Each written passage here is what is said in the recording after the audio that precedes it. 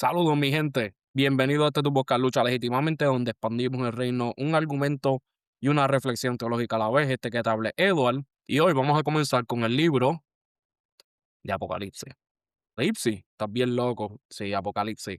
Yo sé que es un libro que mucha gente le tiene miedo cuando se trata de interpretarlo y estudiarlo. Yo sé que también es un libro bien enigmático. O sea, cuando se habla de Apocalipsis, la gente piensa en el fin del mundo, la gente piensa en bestias saliendo del agua, bestias saliendo de la tierra, muchas cabezas, cuatro jinetes saliendo y devastando todo, muerte, pestilencia, todas esas cosas. Y sí, Apocalipsis habla de esas cosas. Sin embargo, es algo que va más allá. Creo que Apocalipsis habla de un tema más allá de los simbolismos que trae. El simbolismo de Apocalipsis apunta a una realidad que se llevó a cabo en el primer siglo. Pero antes de yo establecer mi caso en torno a eso, quiero primero ir a unos términos bastante importantes para poder establecer las bases. Y uno de los temas que quiero traer, o una de las palabras que sale a relucir todo el tiempo cuando se trata de el libro de Apocalipsis, es la palabra escatología. Y tú te preguntas qué es escatología. Probablemente tú que me escuchas o que me estás viendo no eres cristiano o estás curioso en el tema o eres una persona cristiana, mas sin embargo nunca has escuchado esa palabra. La escatología, y aquí pueden ver a Tokio. Tokio es mi sobrina, está mirando la nieve y mirando un montón de cosas, pero yo espero que Tokio no los distraiga para seguir hablando de este gran tema. Y de nuevo, escatología es el estudio del cumplimiento del fin de los tiempos. Repito, la escatología es el estudio del cumplimiento del plan de Dios para el fin de los tiempos. Esto implica que Dios ha trazado un plan de la eternidad pasada a la eternidad presente para poder salvar a un pueblo y para poder traer no solamente salvación, sino también juicio a favor de los que Él ha llamado a salvación. Apocalipsis siempre ha sido el libro para ir cuando se trata de la escatología, mas sin embargo, como toda rama de la teología, tenemos que ir por toda la escritura. Cuando vamos a hablar de una doctrina o de una enseñanza de la escritura, tenemos que utilizar todo el consejo bíblico, toda la Biblia, y no solamente X o Y libro. Si vamos a hablar de la justificación por fe, sabemos muy bien que tenemos que no solamente hablar de Romanos, hablar de Efesios, tenemos que ver qué dice toda la escritura para poder establecer un caso sólido de lo que enseña todo el consejo bíblico sobre ese tema. El problema de hoy en día es que la escatología ha sido relegada a Apocalipsis cuando toda la Biblia se trata de escatología, se trata del cumplimiento del plan de Dios para el fin de los tiempos, para el fin de una era. Y Apocalipsis, siendo el clímax de ese plan, no es el único libro que habla de esto. Sin embargo, vamos a mantenernos en el enfoque de Apocalipsis. Hoy simplemente quiero dar una introducción y quiero ir al paso. Primero, ya hablé de lo que es escatología. Segundo, hay una variedad de interpretaciones, las cuales se han ofrecido al pasar del tiempo, y estas pueden ser en torno a Apocalipsis, puede ser una perspectiva idealista, que básicamente los eventos descritos en el libro de Apocalipsis son de carácter metafórico y alegórico, no literal. La persona idealista usualmente va a ver la lucha entre el bien y el mal de manera cíclica, y eso es lo que representa el libro de Apocalipsis. La historicista es que Apocalipsis presenta un panorama de la historia de la iglesia hasta el fin de los tiempos, y un ejemplo es, usualmente dicen que la iglesia de Éfeso representa a la iglesia primitiva, la iglesia de Mirna representa otra época de la iglesia, etcétera, etcétera. Yo entiendo que a pesar de que no niega la segunda venida de Cristo, no es una interpretación correcta. Está también a interpretaciones futuristas, donde todos los eventos en Apocalipsis son del futuro. Sin embargo, eso no sería justo para la audiencia que estaba recibiendo esa revelación en ese momento. Y tenemos otra manera de estudiar o interpretar Apocalipsis, que sería, se dice, preterista, que los eventos de Apocalipsis fueron en el pasado. Hay dos escuelas de preterismo. Está el preterismo parcial, que indica que algunos eventos ya pasaron en el 70, más sin embargo, los eventos que tienen que ver con la segunda venida de Cristo están por suceder. Y está el preterismo completo, donde dice que todo Apocalipsis se cumplió, ya no hay nada más, ya estamos viviendo en el cielo nuevo, tierra nueva. Yo entiendo que es una herejía, sin embargo, está en el mercado escatológico o interpretativo. Dada la evidencia interna y alusiones al Antiguo Testamento, la interpretación más consistente, sin entrar en contradicciones con el resto del consejo bíblico, yo diría que sería la preterita parcial. Y sí, va a haber mucha gente que va a resistir eso, pero yo quiero que tengan mucha paciencia y me dejen explicarme. El preterismo parcial simplemente indica de que la gran mayoría de los eventos del libro de Apocalipsis se dieron a cabo en el año 70 o en el siglo I, incluyendo la primera venida de Cristo y la destrucción del templo de Jerusalén en el año 70. Y muchas personas pueden decir, Edward, si eso fue en el 70. ¿Por qué dice en Apocalipsis 1:7 que he aquí yo vengo en las nubes o todo ojo le verá? Y bastante, muy buenas preguntas y quiero abordarlas rapidito. Primero es que cuando Apocalipsis habla de una venida en las nubes, la expresión que se usa es la misma que se ha utilizado en el Antiguo Testamento para indicar algún juicio de Dios. Repito, la expresión de Dios viniendo en las nubes, en este caso el Hijo del Hombre viniendo en las nubes, se utilizaba para una venida en juicio. Dios es espíritu y en el Antiguo Testamento ellos no esperaban a Dios en las nubes. Lo que está queriendo decir esto es que cada vez que los profetas utilizaban este lenguaje o esta expresión era para indicar que una nación o comunidad sería juzgada sobrenaturalmente por Dios.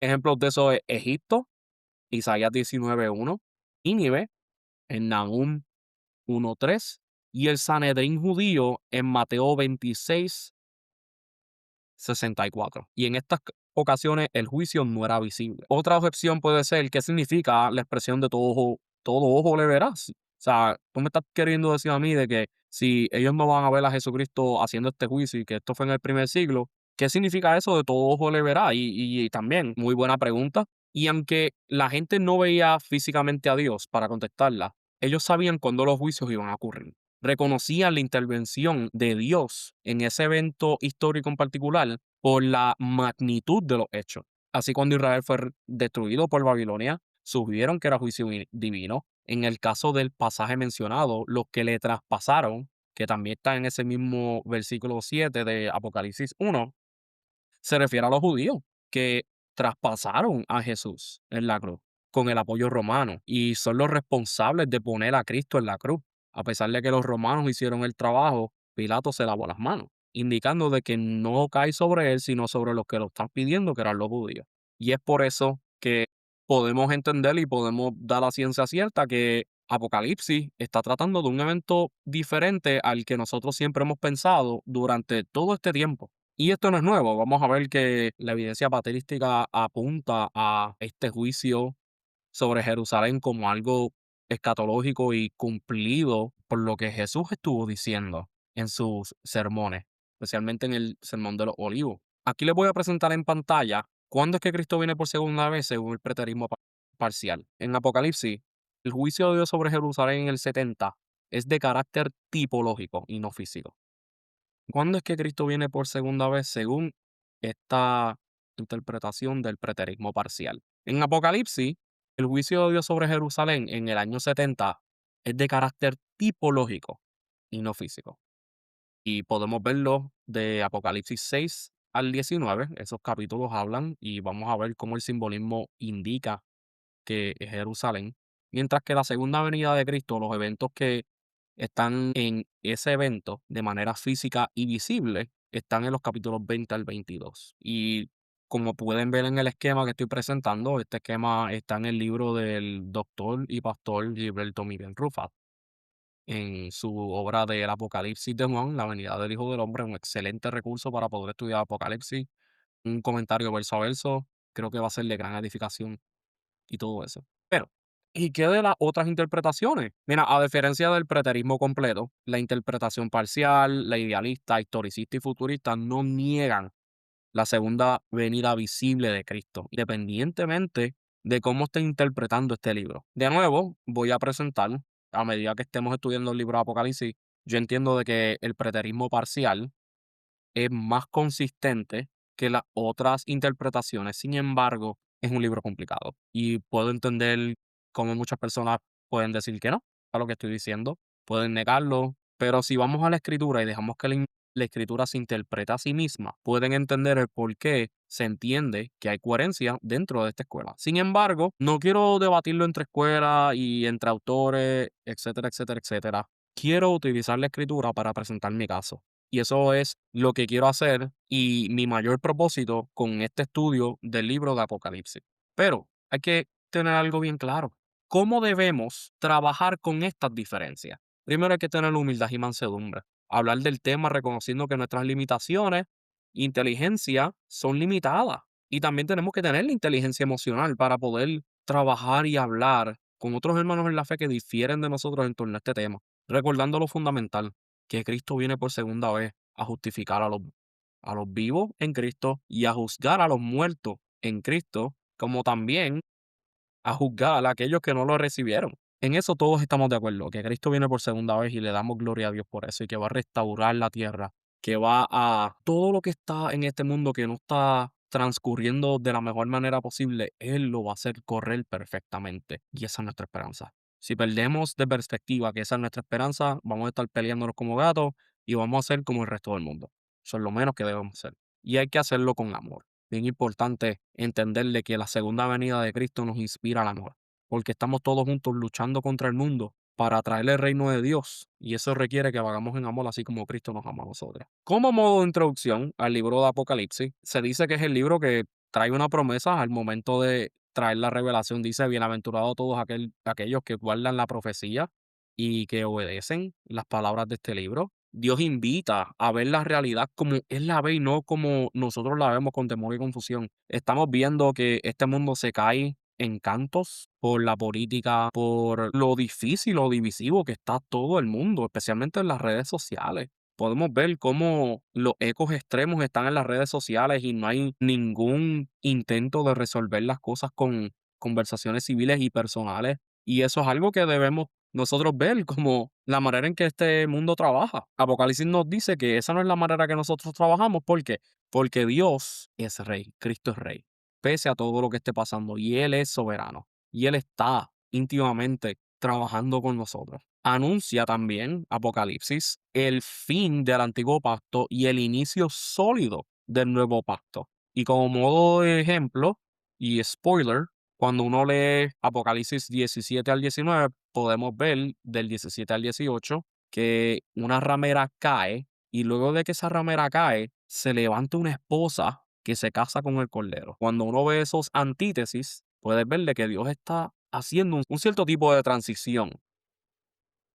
Y Apocalipsis, al igual que el resto de la escritura, habla de que, especialmente la epístola a los hebreos, de que hay una transición del antiguo al nuevo pacto que se da en el primer siglo, que culmina con la destrucción del templo. Y el propósito de nosotros hacer esto, de estudiar este libro de Apocalipsis, es advertir a la iglesia sobre el juicio. Así fue lo que Jesús estaba haciendo cuando le reveló esta profecía a Juan. Solar en medio del juicio y la persecución, recordar a la iglesia sobre su rey y victoria y llamar a vivir de manera diferente a los que nos persiguen. En este caso, y en el contexto inmediato de Apocalipsis, los judíos anticristianos, que eran religiosos legalistas, y los romanos, que eran relativistas y oportunistas paganos. Nada diferente a lo que nosotros enfrentamos hoy. Enfrentamos persecución de ciertos boquetes de la sociedad que son ultraconservadores, y si no creemos como ellos creen, si no pensamos con las políticas que ellos también piensan, pues nos tildan de malos o de izquierda, y lo mismo la izquierda. eh, con su relativismo y neopaganismo y espiritualismo. También no les gusta el exclusivismo que el cristianismo trae. Sin embargo, esto no es la primera vez que la iglesia enfrenta este tipo de persecuciones o este tipo de oposición. Es más intensa en algunos sitios que otros. No me atrevo a decir que estando en Estados Unidos sufro persecución. Eso sería bien ridículo si ustedes me preguntan. Pero sí enfrentamos oposición. No persecución explícita, pero sí oposición. Yo creo que esa sería la mejor manera de describir lo que está pasando en la sociedad hoy. Uno de los retos, o muchos de los retos que podemos enfrentar estudiando Apocalipsis es las interpretaciones alegóricas o futuristas, orgullo teológico, y quiero ser bien claro en esto, el hecho de que alguien esté seguro de una interpretación no significa que esté siendo orgulloso, simplemente está siendo seguro de lo que está hablando. Y quiero que no malinterpreten mi seguridad con orgullo. Y si suena orgulloso, discúlpenme. Muchas exégesis, pero poca aplicación teológica, pese a que el exégesis es sumamente importante el dejar que el texto hable y que no impongamos nuestras ideas al texto, sino que el texto moldee nuestras ideas. Eso es algo que se tiene que hacer. Sin embargo, ¿cómo podemos aplicar ese exégesis a nuestra vida? Yo creo que eso es bien importante. Muchas veces nos enredamos en las complicaciones teológicas y no hay nada para nuestro corazón. Y yo creo que Dios no intentó que nosotros hiciéramos exégesis sin abrir nuestro corazón a lo que Él quiere decir a nosotros en el día de hoy. Y también, y bien importante, reto mayor es no saber del Antiguo Testamento. Si no sabes del Antiguo Testamento, se te va a hacer bien difícil interpretar, estudiar o leer Apocalipsis, porque el libro que más alusiones hace al Antiguo Testamento es Apocalipsis por 200 o 300 pasajes. Creo que 300 serían demasiado, pero alrededor de 200, 250 pasajes del Antiguo Testamento se están citando para describir lo que Juan está viendo. Y es por eso que debemos conocer el Antiguo Testamento. Toda escritura, siendo el Antiguo Testamento y el Nuevo Testamento, es palabra de Dios. Y nuestra interpretación de Apocalipsis no debe contradecir lo que todo el consejo bíblico dice. No podemos hacer que nuestras interpretaciones contradigan la escritura, porque si no, estamos haciéndole un servicio flaco a lo que la escritura ha enseñado de manera armoniosa al pasar de los tiempos. Para nosotros poder hacer eso, tenemos que entrar a lo que el pastor Rufat dice en su libro, y lo que siempre se ha dicho en la Reforma Protestante, y es que la Escritura interpreta la Escritura, la analogía de la fe. Si vemos pasajes difíciles, debemos ir a los pasajes más claros de la misma Escritura para partir de ahí y luego ver qué está pasando con ese pasaje difícil o contradictorio a otro para poder traer armonía al texto. Y si no sabemos del Antiguo Testamento, vamos a correr el riesgo de contradecir la Escritura utilizando Apocalipsis. El hagiógrafo o escritor sagrado es el apóstol Juan, hijo de Zebedeo, que era discípulo interno de Jesús, y es el mismo autor del Evangelio de Juan. Bien curioso, los evangelios sinópticos todos tienen un discurso de los olivos o una sentencia de Jesús hacia el templo de Jerusalén y el liderato judío. El Evangelio de Juan no tiene un discurso de los olivos, mas sin embargo, sí tiene el Apocalipsis de Juan. ¿Qué quiero decir con esto? Que el Apocalipsis de Juan es el discurso extenso del Monte de los Olivos de los Evangelios sino el lenguaje apocalíptico que Jesús utiliza, que es propio del Antiguo Testamento, y el lenguaje apocalíptico que Juan está utilizando y que fue revelado por Jesucristo mismo, habla de un mismo evento. Lo único que Juan lo habla con lujos y detalles porque lo está recibiendo de manera explícita. Una de las cosas que vamos a ver es que hay unas fechas que se dan para el libro de Apocalipsis y están en motivo de debate. Está la fecha tardía, que es en el 95 después de Cristo. Esta la puso Ireneo de Lyon, pero el problema es que Ireneo de Lyon, en cuestión a fechas históricas, pese a que es un padre de la iglesia respetado, tiene problemas con las fechas y la historia. Cosas que él dice que Jesús nació en el año 30, cuando en el año 30 fue 33 fue que Jesús murió.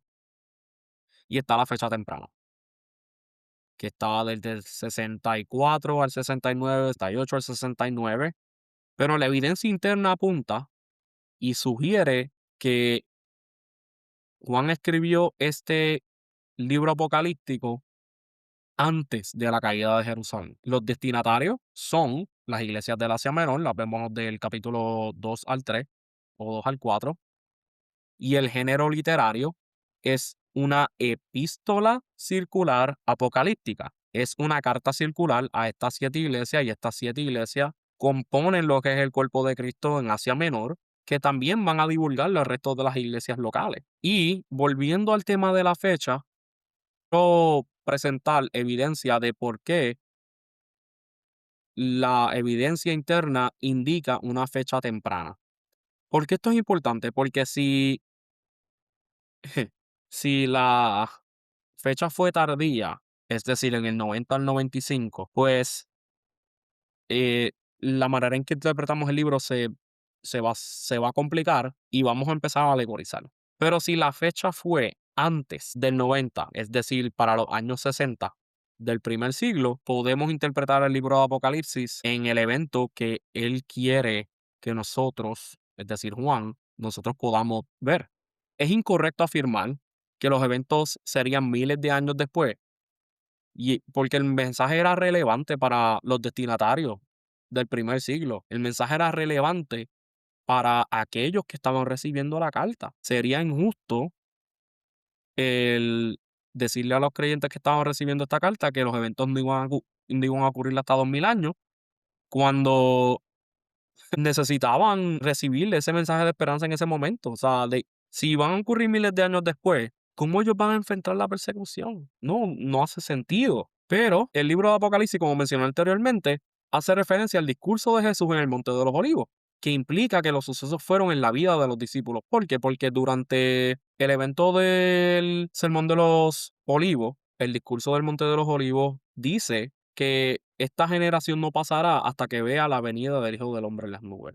Y cuando Dios, en la persona de Jesús, está hablando de la venida del Hijo del Hombre en las nubes, no está hablando de un juicio final, está hablando de la destrucción del templo. Y lo vemos en los capítulos anteriores, y un caso específico es Mateo. En el 23 él presenta los ayes hacia los líderes y los fariseos. El 24 los discípulos le preguntan cuándo va a ser el fin de todas estas cosas, y él, señalando al templo, habla de que esto va a suceder durante su generación, es decir, durante la vida de estos discípulos.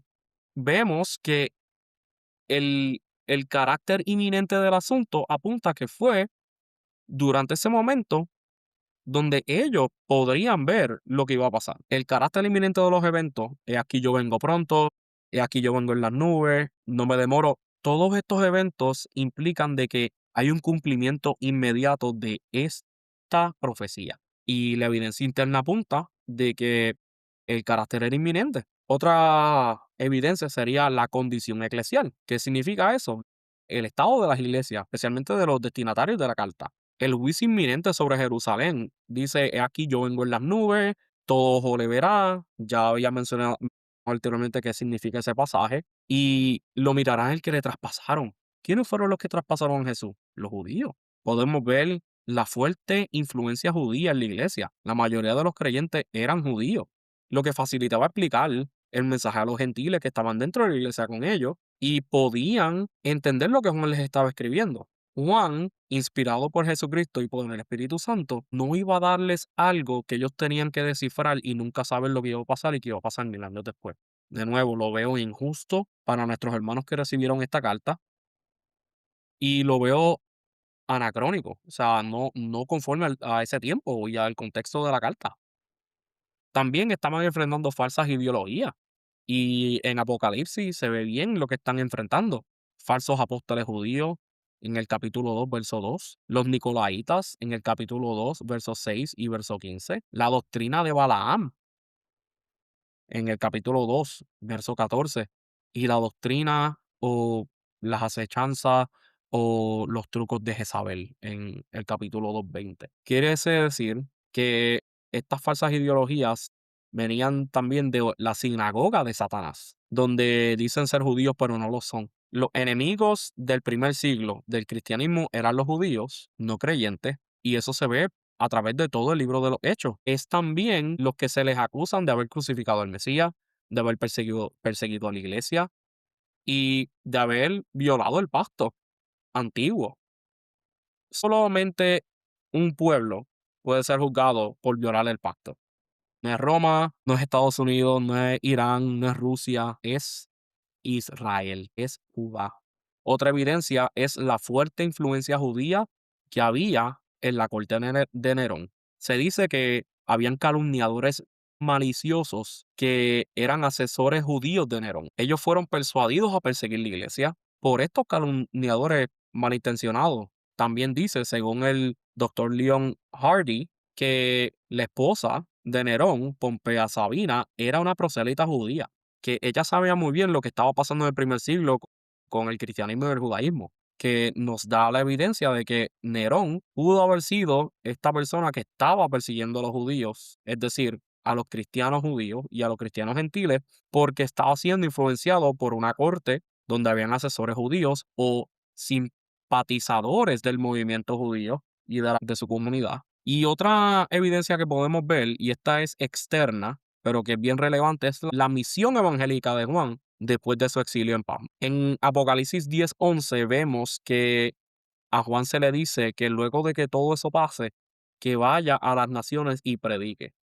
Y eso sería imposible para Juan hacerlo a su vieja edad, en el año 80-95. Iba a ser imposible si la carta se escribió en el 95. ¿Por qué? Porque Juan ya era bien anciano para el año 90-95. ¿Cómo él iba a poder predicar el evangelio a todas las naciones con una edad tan corta? Es decir, disculpen, con una edad tan avanzada. Dice Clemente de Alejandría, voy a poner la cita completa en el post aquí en la pantalla. Dice que a la muerte del tirano, es decir, Nerón, regresó a Éfeso desde la isla de Patmos. Se fue siendo invitado a los territorios contiguos de las naciones, aquí para nombrar obispos, allí para poner en orden las iglesias enteras, allí para ordenar tales como fueron señalados por el Espíritu. Esto hubiese sido imposible si Juan hubiese escrito esta carta en el año 90 o 95. Esto apunta a que a la muerte del tirano, es decir, Nerón, que fue en el 64 al 65 después de Cristo, sería lo que una fecha certera a lo que está hablando Clemente aquí mismo y lo que Juan quería decirle a la iglesia lo que iba a pasar durante ese periodo. Otra evidencia que apunta al apóstol Juan y a su vejez es San Jerónimo. San Jerónimo dice que la condición física de Juan era tan avanzada de que los hermanos, y esto es decir, en el año 90-95, los hermanos en Éfeso lo tenían que cargar al hombro para llevarlo a la iglesia, y lo único que Juan podía decir es: hijitos, amaos los unos a los otros. Eso era lo único que Juan podía decir en su vejez extrema, que era alrededor de los años 80 y 90, que siendo consistentes con la evidencia interna y con lo que nos está diciendo los padres de la iglesia, la gran mayoría, pero mayormente Clemente y Jerónimo, podemos ver de que Juan escribió esto siendo un adulto funcional, con mucha energía, 50 o 60 años. Otra evidencia es el templo. Apocalipsis 11, versos 2, especialmente versos 1 al 2. Juan mide el templo y los sacrificios, y eso iba a ser imposible después del año 70. No hay una mención de un tercer templo en el Nuevo Testamento, y el sistema sacrificial sería innecesario luego del sacrificio de Cristo, y sería irrelevante tener un templo y sacrificio, por lo que nos sugiere o nos dice que Juan está midiendo el templo antes de ser destruido, como nos dice el contexto del capítulo 11. Otra evidencia interna, la identidad de la bestia. Juan utiliza el sistema de valor numérico del alfabeto hebreo para nombrar el título y nombre de la bestia, de Salnerón. Cuando utilizan la gematría hebrea, el valor numérico de esas letras juntas da 666. No 666, 666. Es un solo número, no tres números. Son tres dígitos, un número. Voy a poner en pantalla la imagen o la gráfica para que puedan ver lo que estoy queriendo decir. Y por último y no menos importante, la gran ramera en Apocalipsis 17 al 18, la gran ramera que está sentada sobre la bestia, había violado un pacto, adulteró, por eso se le llama ramera. Y volviendo al principio de la analogía de la fe, viendo a la interpretación con la escritura, es decir, interpreta escritura sin contradecirse, vemos que la única nación que estaba con un pacto marital con Dios era Israel, no era Roma, no era Irán, no es Rusia, no es Estados Unidos, no es China, ninguno de ellos.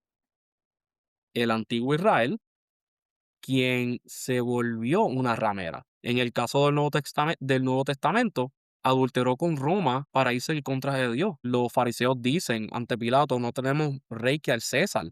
Y para ellos eso era una blasfemia, y con tal de matar a Jesucristo, eso fue lo que dijeron. Lo consistente con la escritura, especialmente Jeremías 3, Ezequiel 23, Lamentaciones capítulo 1, versos 1 al 2, Oseas, el libro de Oseas completo, capítulo 2, 2 al 5, podemos ver que la gran ramera siempre ha sido Judá, siempre ha sido Israel, y es la que violó el pacto marital que tenía con Dios. Es por eso que en el capítulo 17 al 18, esta ramera cae y de repente hay unas bodas del Cordero, indicando de que ese sistema ya cayó, fue destruido, fue desolado, y ahora hay unas bodas del Cordero, que sería la iglesia siendo la esposa de Cristo, que es como el Nuevo Testamento se refiere no solamente a la apertura del nuevo pacto, como en las palabras en las parábolas de las bodas de Jesús, también lo que el apóstol Pablo dice. Entonces, para recapitular, la razón por la cual vamos a estudiar Apocalipsis es porque es relevante a nuestro tiempo. Dadas las fechas que se han dado, yo entiendo que la fecha temprana es la más certera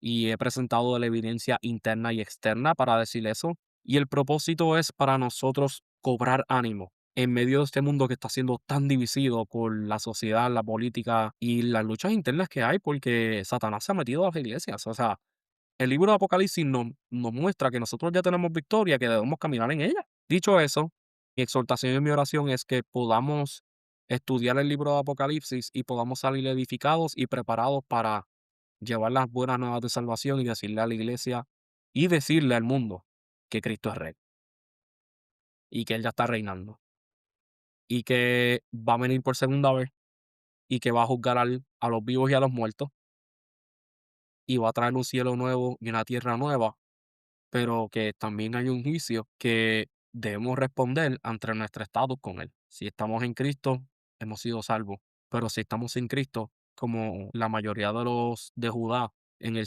primer siglo, vamos a sufrir juicio. Esto sería todo. Espero que le haya sido de edificación. Denle like, suscríbanse, compartan este video y vamos a seguir expandiendo el reino de Dios, un argumento y una reflexión teológica a la vez.